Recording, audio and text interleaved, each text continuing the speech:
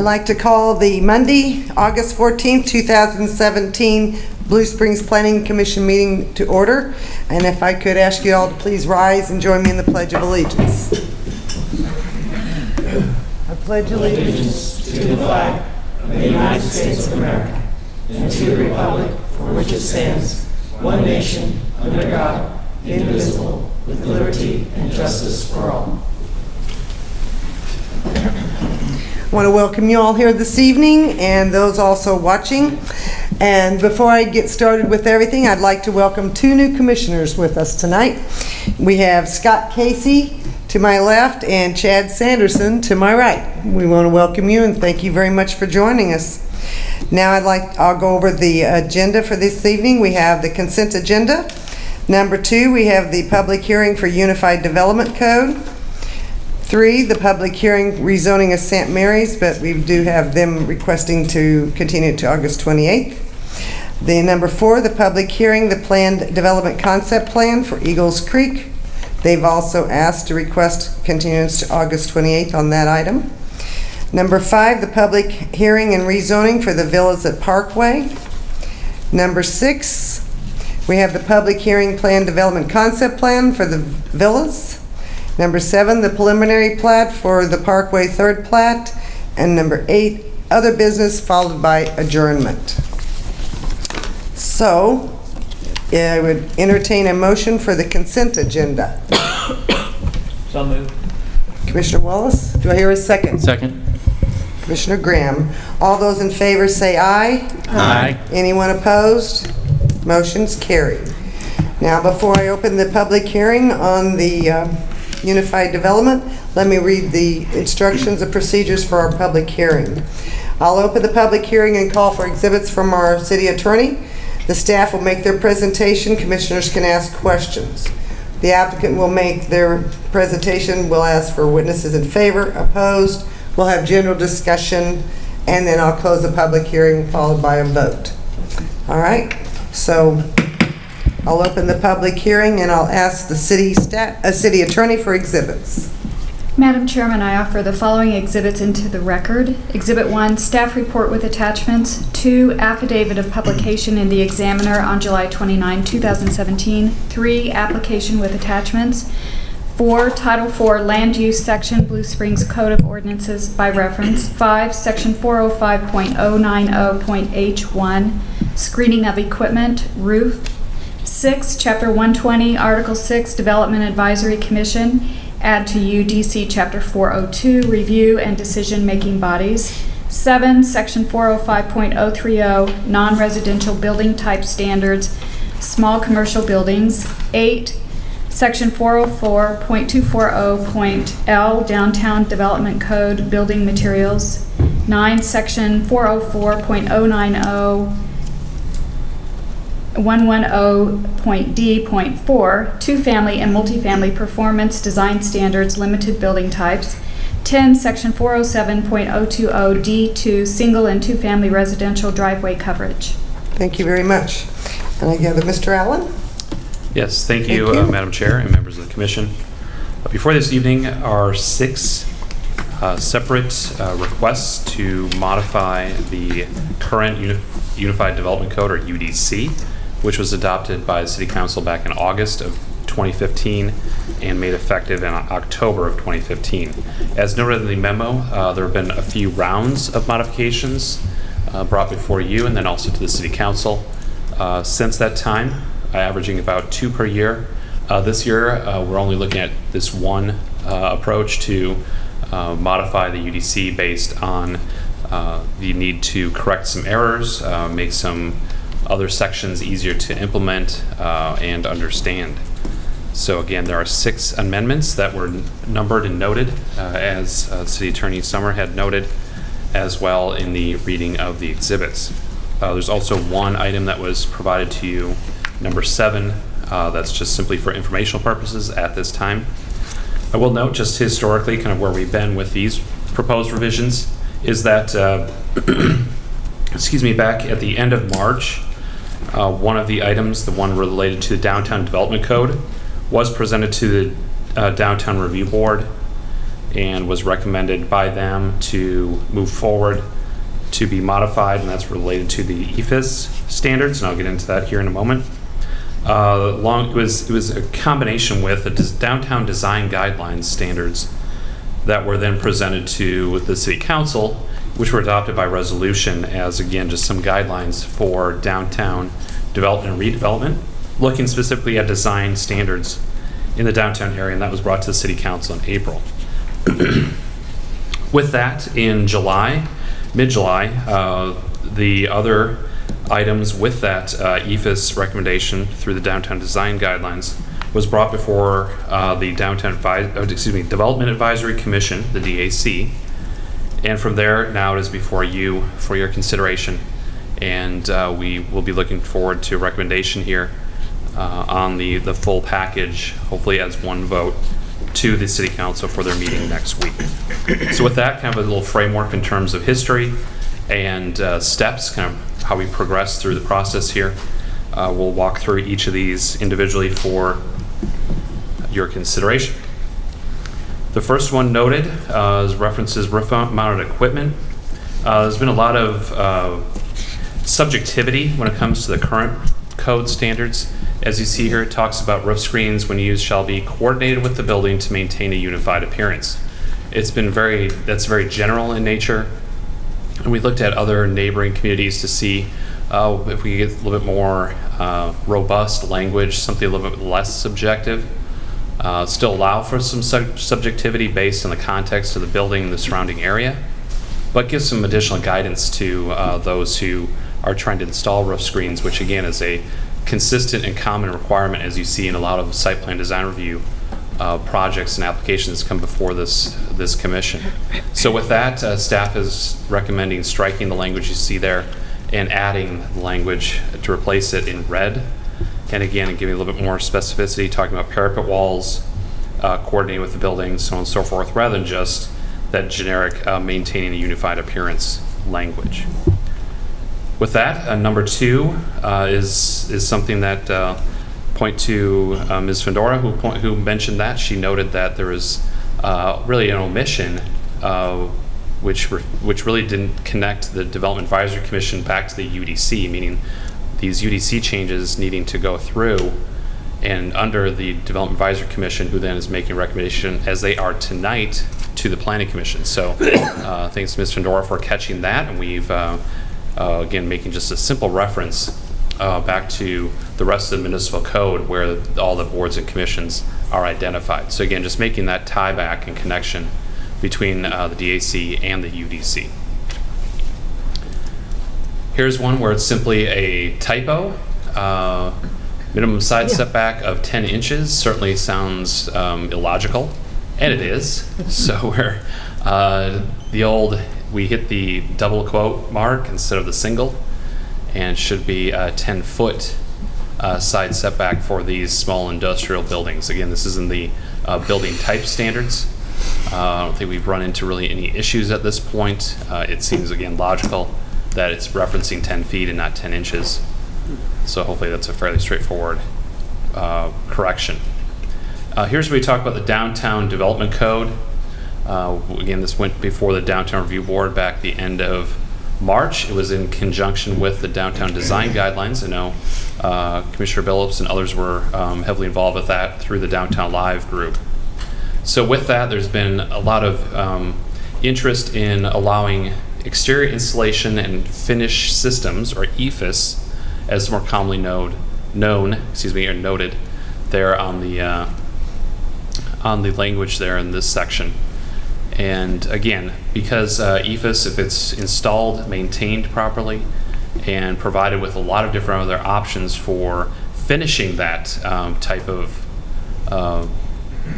system, and it really does allow for some additional improvements to redeveloped areas downtown. So again, we've been operating in the fact that we've been allowing these to occur as they're again a context-based approach, and if they're installed and finished in a specific way. But this again codifies that, makes it more formal, and gives that opportunity for some additional, more cost-effective enhancements and improvements to the downtown area. Moving on, this is one where, again, referencing the different multifamily design guidelines. This was something where the PRO, the Planned Residential Overlay, is no longer something that we specifically identify in the new code. We have combined all of those, if you recall, the PRO and PUD standards into the Planned Development, or PD, approach, and you'll see a little bit of that here with some of the next agenda items when Mr. Jury refers to that. Again, transitioning from the old code language to the new PD standard. So again, this is simply cleaning that up and trying to remove some of those old references for new developments. Sixth and finally, for your consideration tonight, is trying to simplify the driveway coverage standard, which has been tweaked and modified several times over the last decade plus that I've been here. The idea here was that we had a 35% maximum coverage as the predominance of 3-car garages has increased over the last several years. That 35% number seemed a bit undersized for that front yard coverage, and therefore we provided some additional expansion up to 50% if certain standards were met. I will not read what we're recommending to be stricken, simply because it is a bit difficult to read and understand without seeing any kind of drawing or example. But the idea it was to allow up to 50% if you kept that 50% within the boundaries or framework of the garage doors. The idea here was to try to simplify that and just permit a straight across the board 50% coverage for all lots moving here on forward. Again, the idea being trying to get away from all the complexities of looking at a cul-de-sac lot that is a different shape, which may have a smaller front yard than a backyard. Again, dealing with the garage issue, if you have 3-car versus 2-car, and really just make it a lot more simplified by making 50% across the board maximum coverage.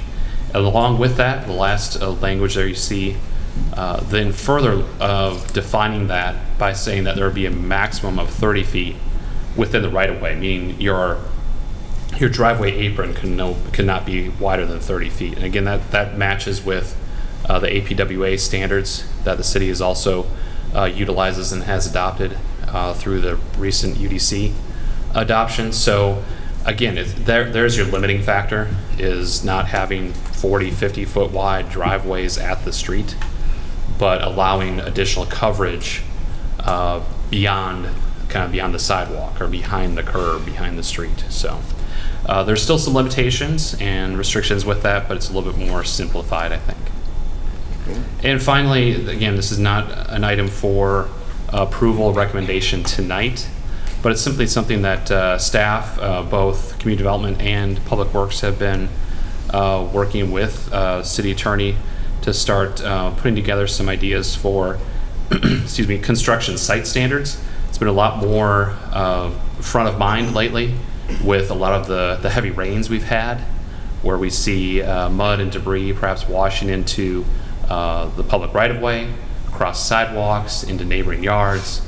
And again, with something that is quite a bit of an omission in our current codes and standards. So it's something we are investigating and researching quite thoroughly, and just have started that here this summer.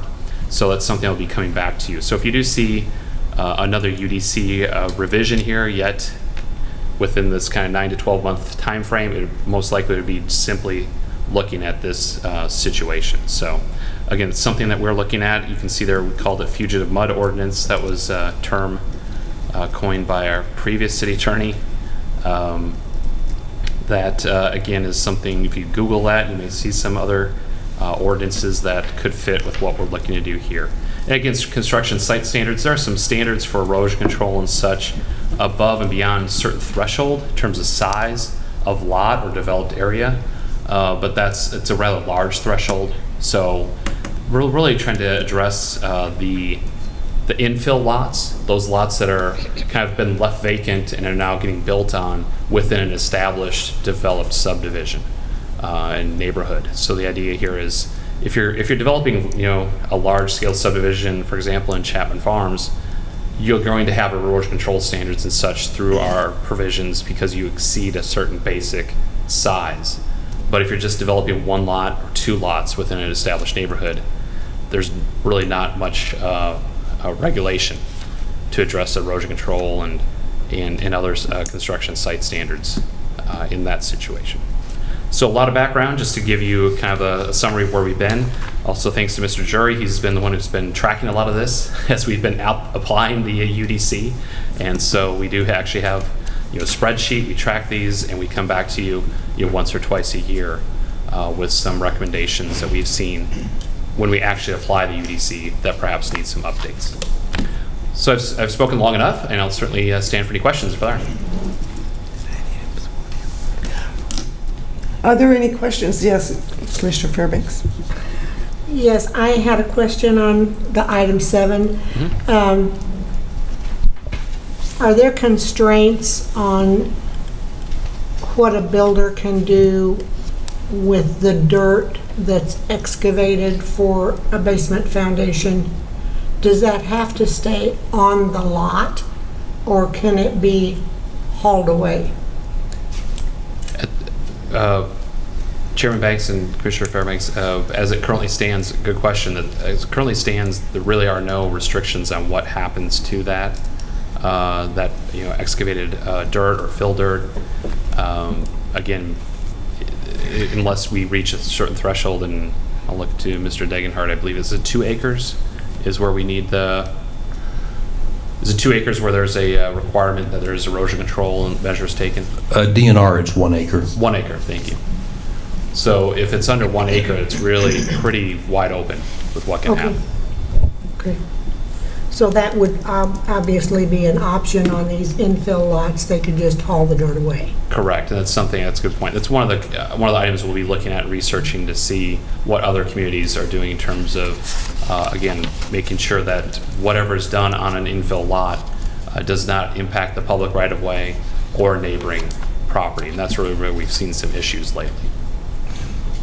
Thank you. Are there any other questions? Yes, Commissioner Casey? Thank you. In regards to item number 1,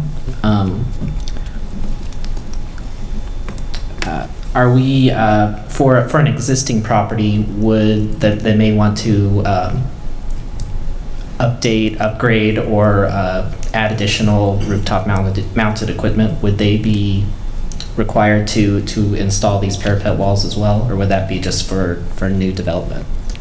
Excellent question. Chairman Banks and Commissioner Casey, again, great question. That would apply to any new roof-mounted equipment, even including replacement equipment. And as stated there, again, parapet walls and any other approved individual screens. So we do take into account the current context. So if there are existing screens and they're replacing equipment, replacement screen may be in order. So it wouldn't necessarily dictate or require an existing building to all of a sudden have to build a parapet wall. But again, it's kind of context-based. Again, there's some subjectivity, but the idea is really to look primarily at new construction, yet still taking into account some of the replacement or new units. Thank you. Question. Any other questions? All right, thank you. Thank you very much. Okay, is there anyone that would like to speak in favor of this proposal? Anyone opposed that would like to speak? Hearing none, I will go ahead and close the public hearing. And I would entertain a motion. If anyone... Madam Chair, Yes, Commissioner Billups. I would move that we recommend approval of all 6 modifications to the UDC as per staff. Do I hear a second? Second. Commissioner Graham. This will be a roll call vote. Planning Commissioner Wallace. Aye. Commissioner Casey. Aye. Commissioner Graham. Aye. Commissioner Fairbanks. Aye. Commissioner Peel. Aye. Commissioner Sanderson. Aye. Commissioner Duhan. Aye. Commissioner Billups. Aye. Commissioner Haney, Aye. Chairman Banks. Aye. Okay, that item passed, and we'll go to the city council for August the 21st, and they do meet at 6 p.m. So,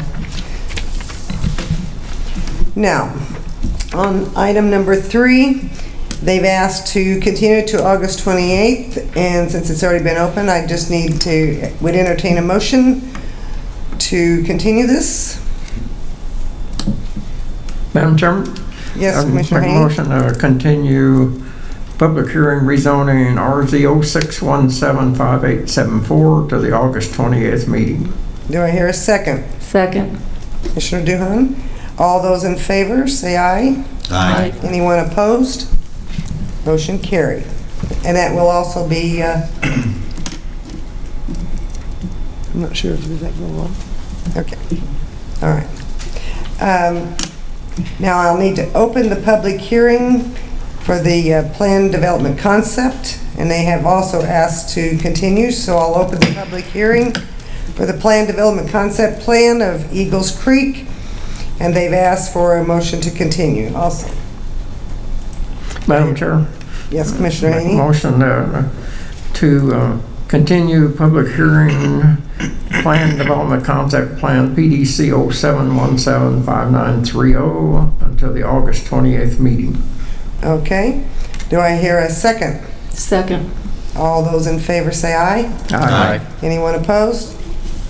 Okay, that will be also continued to the August 28th Planning Commission meeting, and of course we meet at 6:30. Now let's go on to number 5. I'll open the public hearing. I believe I've already read the procedures. Hopefully I'll open it and call for exhibits, and staff will make their presentations. So, call the public hearing rezoning for the villas at Parkway, and I ask the city attorney to please read exhibits. Yes, Madam Chairman, I offer the following exhibits into the record. 1, staff report with attachments. 2, affidavit of publication in the Examiner on July 29, 2017. 3, application with attachments. 4, 185 feet notification map. 5, names and addresses of property owners within 185 feet of the site. 6, copy of letter sent to said property owners. 7, Title IV Land Use Section, Blue Springs Code of Ordinances by reference. And 8, 2014 Comprehensive Plan by reference. Thank you very much. Mr. Jury? Thank you, Chairman Banks and Commissioners. Before you today, a public hearing is being held at the request of the applicant, O'Reilly Development Company, for consideration to approve the rezoning and plan development, or PD, concept plan for the villas at the Parkway, as well as the preliminary plat for the Parkway third plat. The site does have 2 lots in question tonight along the east side of Napoleon Drive between R.D. Mize Road and Adams Dairy Parkway.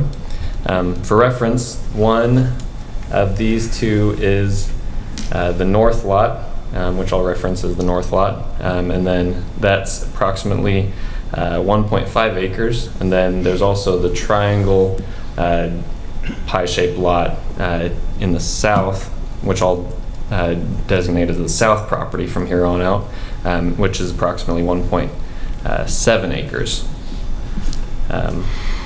Much of the Parkway is already developed. The main portion where the existing assisted living center is currently operating is located in between the 2 lots, and then there is also a commercial medical service center in the southeast portion of the property that is currently developed as well. But this is mainly looking at these 2, the north property and the south property, these 2 lots, and these are the undeveloped portions of the originally pre-existing Adams Dairy Senior Community Center PUD that was approved in 2013. But for clarification, I will mention that the north property was never part of the original PUD, but part of this request is to add that north property to this PUD as part of it. So with that, the rezoning request I'll go over first.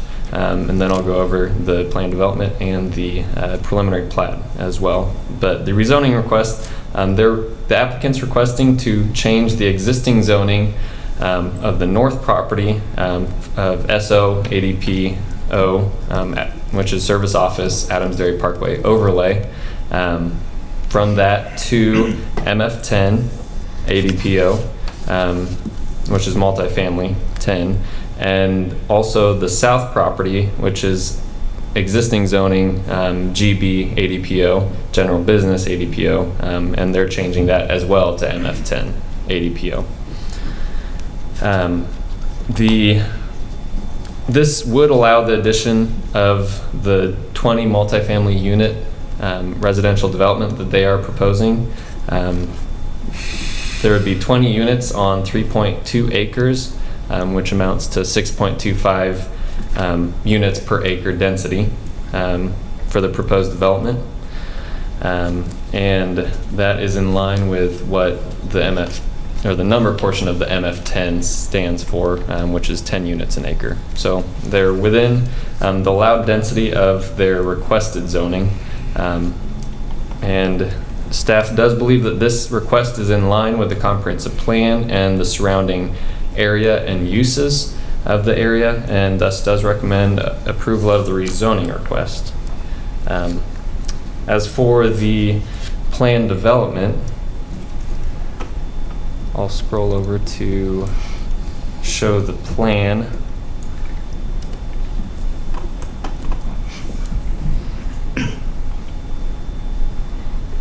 And up here is actually the north lot. South lot, triangle lot, is over here, and the large building in the center is currently existing. The original PUD for Adams Dairy Senior Community consisted of 148 assisted living units on 9.48 acres, and also included 4.14 acres of commercial development. This amended plan development adds 20 living units on 3.2 acres, but removes 1.7 acres, or the south lot, from that commercial, or from what was originally a commercial portion of the development. So in essence, they are adding 1.5 acres in the north to the original PUD and removing the commercial acreage of 1.7 in the south, and changing that to multifamily use.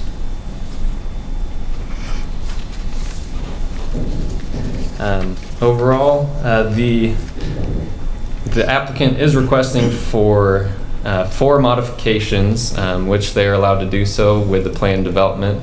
They are allowed to request modifications within the development that doesn't impact the exterior or neighboring properties. And there 4, I'll go over those 4 modification requests. The first one, they are requesting to allow the north property to be part of the PUD, or plan development now.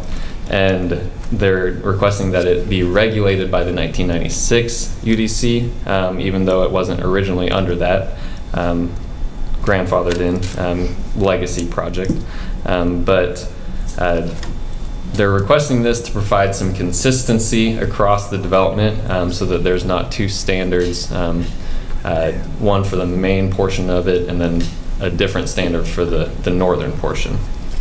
Their second request is to reduce the minimum interior side yard setback for the southern lot from 87 feet to 37 feet. And the reason for this is that they have for multifamily, the interior side lot setback is actually calculated by taking the lot frontage and multiplying that by a percentage, and 20%, and 20% of their frontage of 436 feet is approximately 87 feet, which is a rather large setback. For 2-family, under our old code, I should say, 2-family zoning did have a maximum interior side yard setback of 20 feet, I believe. But multifamily didn't have a maximum side yard setback. But for reference, I mean, a 20-foot interior setback is quite a long ways from an 87-foot setback. And so staff does believe that request is also reasonable due to the irregular pie-shaped lot that creates that unnecessary size of the setback. The other two requests concern the landscape buffers that are interior to the site. The minimum landscape buffer on the east property boundary of the south lot, they're requesting to change from 15-foot wide to 10-foot wide landscape buffer. And then also on the south property line of the north lot, they're also requesting to remove or to change that from 15 feet to 10 feet for their landscape buffer there as well. Overall, the two lots, they will have access off of Napoleon through the existing property. So the property, or the north property, will come through the northern portion of the existing building, and then the southern property has two locations, two access points, one coming off of a shared drive between the commercial lot on the corner, and then also another access point coming off of the main building just to the north of that south property. There is some public improvements that will be required. There is an existing drive located approximately in the middle of the Napoleon frontage of that north lot, and they will be required to remove that, put curbs, gutters, and also sidewalk along the entire Napoleon frontage that doesn't have it along the north property and the south property.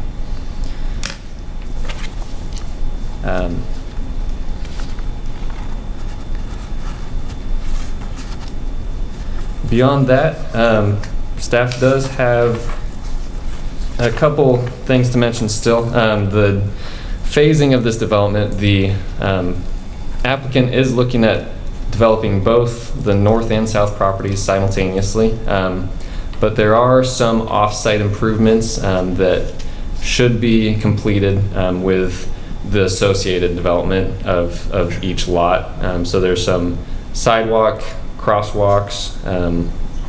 There's a sidewalk here on the main property. There's a crosswalk here and here, I believe, as well as some vehicle access drives. And the improvements, pedestrian and vehicle improvements associated with each lot should be constructed with each lot as well.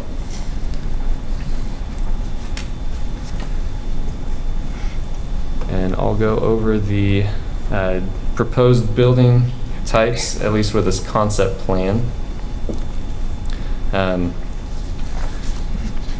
They do not have, they're not required to provide a minimum square footage for multifamily units, but these elevations will be further refined during the plan development, final plan and site plan design review, which you will hear before development at a later date. But all in all, these are one-story, one-car garage, it appears, and they do have masonry on all four sides, and some variation in the roof line to break up the massing of the long roof line. And there's some vertical movement as well as some gables as well. So staff does believe that they are on the right track for these proposed building elevations, and according to the 1996 UDC, they do appear in these concept form at least to meet the 1996 UDC requirements for multifamily. With that, staff does recommend approval of the plan development with 9 conditions, and the preliminary plat is pretty straightforward, just concerning the northern lot, and it does meet the lot requirements and everything, so staff does recommend approval of that with 4 staff conditions. So with that, I will stand for any questions. Are there, yes, Commissioner Fairbanks? Yes, I had a question. I want to just make sure that Lot 2 of the second plat is not going to be landlocked, that they're going to have access. Are you talking about this Yes. lot back here? Yes. Yeah, and there is a cross, I believe there's a cross access across the existing commercial lot in the corner, and there will be on the final plat or there should be with the final plat for the proposed multifamily development as A well. driveway cut or something like that? Yeah, there's an existing driveway there, and I believe there is an access easement that's already been recorded. Okay. Okay. Any other questions? Commissioner Billups? Couple of things. I almost hate to bring this up, but I kind of feel like I need to. On the north lot, there is an existing building that I know at one time the city was hoping would be deemed historical and would be renovated, restored, turned into something profitable. Was there any discussion about that building and what's going to happen to it? Not to my knowledge that there was. I don't know if there was any last time when they were preliminary bringing that through, and I might let the applicant talk to that, but to my knowledge there wasn't this time. And there's one little piece on here that I'm not clear exactly on the in the south lot on the northeast building. There's like a little piece that's tacked on to the east side of that building. What's the purpose of that? Do you know, or is that a staff or an applicant question? That'd be an applicant question as well. Okay. Any other questions? I thought it was underground. Okay, would the applicant like to come forward? He'll need to be sworn in. Right there. Do you solemnly swear to tell the truth, the whole truth, and nothing but the truth, so help you God? I do. I'm Scott Auman with SWD Architects on behalf of O'Reilly Development. I'll just get into the questions. The little tack on, it's a little maintenance building, so they can park the lawnmower in that facility. That was my assumption, Yeah. but I didn't see it labeled anyway, so that, Yeah, with just doing the elevations at this point, we haven't really fully developed the floor plans, and we're still in that process. But yeah, it's there for a little maintenance shed. On the north tract, that there really wasn't much discussion about it maintaining the existing building. It is coming down, and working with what they want, the developer wants for the independent living. These new facilities will complement the existing senior living center. There's currently 76 independent living units there, and these new 20 units will give residents an opportunity that they may not be ready for an apartment type lifestyle, but still want a small yard, garage, and so forth. And looking at that existing, I think it was a dairy barn, there really was no way to really try to adapt that to what they're working with and to get the unit count that they need financially. Are there any other questions for the applicant? Got enough. Thank you. Is there anyone here that would like to speak in favor of this application? Anyone opposed that would like to speak? Is there any other comments for the commissioners on record? Madam Chair, Yes, Mr. Peel. I'd like to ask staff whether all the notification, were there any notification letters that were returned, and also were there any letters of opposition? No, sir. Thank you. Okay. Any other comments or questions? All right, I'm going to go ahead and close the public hearing. right. I would entertain a motion on this one item. Each item will be voted on separately. Number 5. Madam Chair, Yes, Commissioner Billups? I would move for approval of the rezoning RZ 07175925. Second. All right, I hear a second. All right, we will have a roll call vote. Planning Commissioner Casey? Aye. Commissioner Graham? Aye. Commissioner Fairbanks? Aye. Commissioner Peel? Aye. Commissioner Sanderson? Aye. Commissioner Duhan? Aye. Commissioner Billups? Aye. Commissioner Haney? Aye. Commissioner Wallace? Aye. Chairman Banks? Aye. Okay. That will be, also go to the City Council August the 21st. Again, they meet at 6 o'clock. I'm going to open the public hearing. We need to vote on item 6. I go to 6. Yeah. Yeah, you go ahead. Yeah, I'm going to open it. Yeah. I'm going to open the item 6, and that's the public hearing for the Plan Development Concept Plan. I'm going to let the city attorney off the hook because she's already read all the items, same items again for this item that she's already read before. Mr. Jury's already made his presentation. Is there anyone here in favor? Would the applicant like to say anything about this, by the way? Okay. Anyone in favor? Anyone opposed? Now I'll close the public hearing. Is there any other comments by the commissioners? All right, so I'll entertain a motion on this public hearing on the Plan Development Concept Plan. Do I hear a Madam Chair. motion? Yes, Commissioner Billups? I would move for approval of the Plan Development Concept Plan PDC 07175924 with the 9 staff recommendations. Do I hear a second? I'll second. Commissioner Fairbanks? All right, this will also be a roll call vote. Planning Commissioner Graham? Aye. Commissioner Fairbanks? Aye. Commissioner Peel? Aye. Commissioner Sanderson? Aye. Commissioner Duhan? Aye. Commissioner Billups? Aye. Commissioner Haney? Aye. Commissioner Wallace? Aye. Commissioner Casey? Aye. Chairman Banks? Aye. Okay, now we have number 7, the preliminary plat, which Mr. Jury's already made a presentation on, and we thank him very much for that.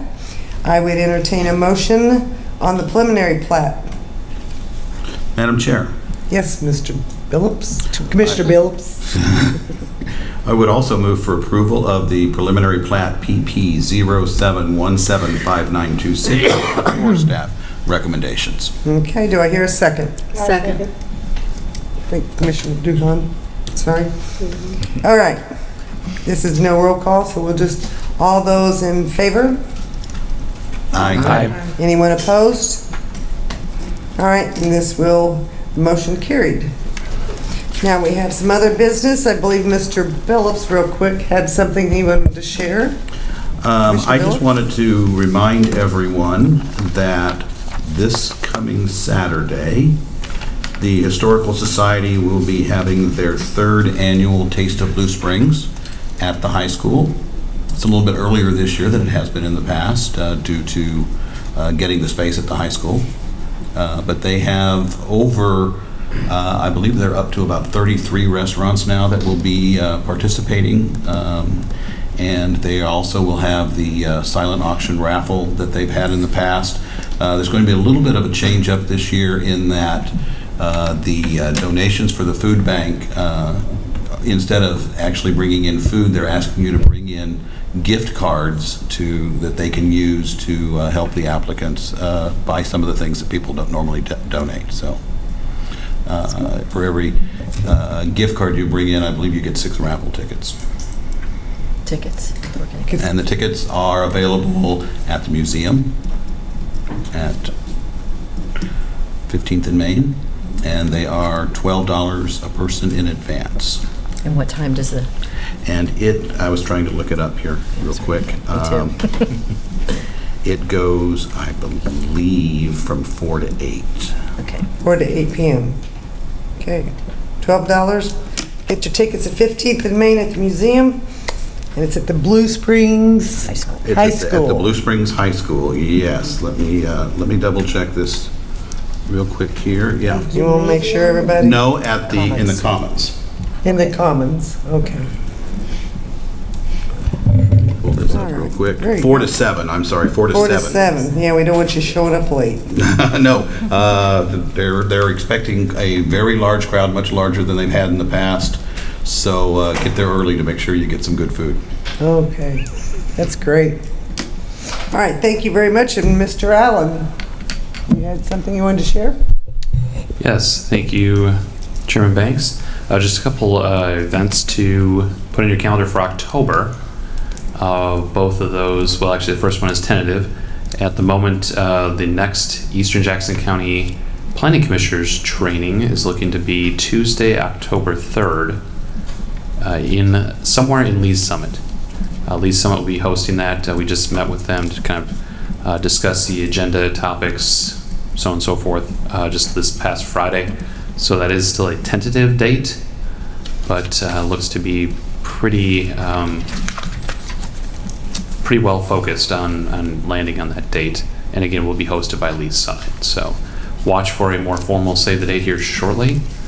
We also were given the announcement that the annual Missouri APA, so the State American Planning Association annual conference, will be in St. Louis this year, October 18th through 20th. It's a Wednesday through Friday.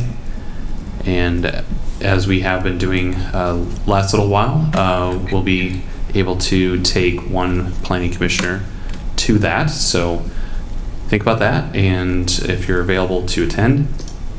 It's just, again, more or less a save the date. Registration's open and such at the moment, but I don't have a date in terms of early bird registration. I think we can decide fairly late, but hopefully in the next couple meetings here, we'll come back to you and ask for kind of final list that we can put in the hat and draw from if there are more than one person who is interested, especially those who have not attended in the past. So I know there are several on the commission who have attended both national and state annual conferences in the past, so I'm sure they can speak highly of both of those, and certainly would encourage you to consider attending.